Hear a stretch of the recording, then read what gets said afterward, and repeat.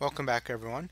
In this video we're going to be discussing the difference between sound intensity and sound intensity level. So this is a very important but very small difference, at least in the name. So we'll start with sound intensity. Sound intensity is very closely related to the rate of energy transfer. So we know that waves transfer energy. And so sound intensity tells us how quickly this energy is being transported from one place to another. And so what we do is we define the sound intensity, I, as a ratio. It's basically the amount of power that we're putting out there divided by the surface or an area that it's spread out to, because sound waves are actually spherical in nature, and so they spread out kind of in a big bubble or sphere. So remember that power is energy per unit time, and then that's all divided by area. So in symbols we have P over A, which is E over T over A, but most of the time what you want to use for this is sound intensity is power over 4 pi r squared. And just remember that this 4 pi r squared is the surface area of a sphere. So if you are 5 meters away from a source of sound, then there's a sphere that has a surface area of 4 pi 5 squared.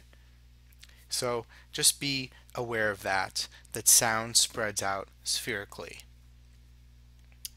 And the other thing that's kind of neat about this is that sound intensity is another 1 over r squared law.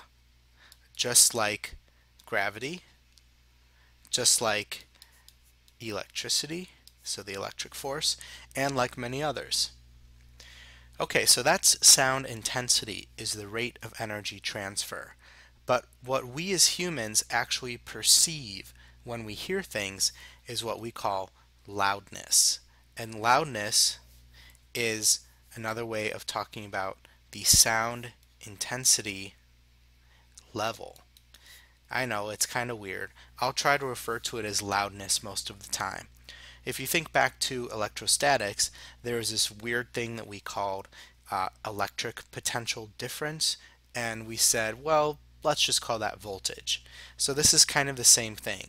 We have sound intensity and we have loudness. Now loudness is something that we perceive with our ear, and so the lowest or the quietest noise that we can hear is defined to be the so-called threshold of hearing. And this is all given in terms of power, and it's defined as I0. So this is basically 10 to the negative 12. And let's think about the units. We have power, which is a unit of energy over time, so that's watts, and then we have constant, and then r squared will give us meters squared. So this is the so-called threshold of hearing, is 10 to the minus 12. Okay, now there's also quite loud sounds, so we make sort of an arbitrary judgment that a very loud sound is called the threshold of pain. And that's because it really is painful to listen to sounds these loud, like you kids in your rock music these days. So the threshold of pain is defined as 1 watt per meter squared. And you'll notice that there's a lot of breathing room between 1 and 10 to the negative 12. There's a wide ratio. It's a ratio of 10 to the 12th basically to 1. So the best way to describe loudness is with a logarithmic scale.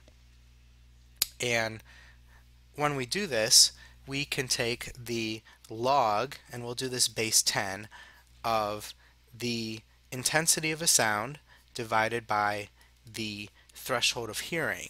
And this is what we define as the number of, quote, bells that a sound has. And it's not a bell like at church or whatever. It's actually, I believe, derived from Alexander Graham Bell. But this is a logarithmic scale. And if you're not too familiar with logarithms, another way to say it is that let's just say that this was equal to x.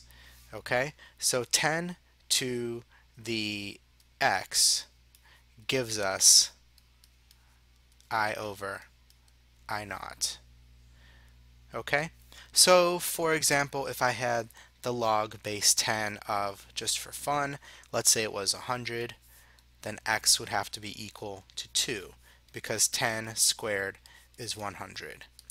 So that's a little bit about logs, and there's a neat appendix in your book that goes into more detail. But we don't really want to deal with bells. We typically deal with decibels. So I'm sure that you've heard that term before. So a decibel is the Greek letter beta. That's what we use for loudness. And it is basically 10 times the log base 10 of I over I naught. So in the previous example, let's say I had something that was a ratio of 100.